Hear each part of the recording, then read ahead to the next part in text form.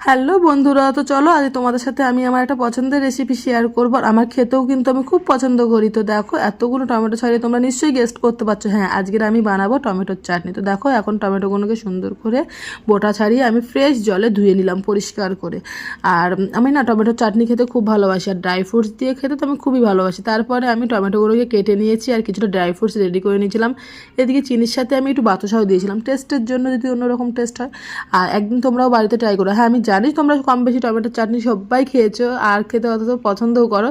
এখন দেখো, আমি ফোড়ন দিয়েছি, তেলের মধ্যে একটু শুকনো লঙ্কা, তেজপাতা আর পাঁচফোড়ন দিয়ে আমি টমেটোটাকে দিয়ে দিয়েছি।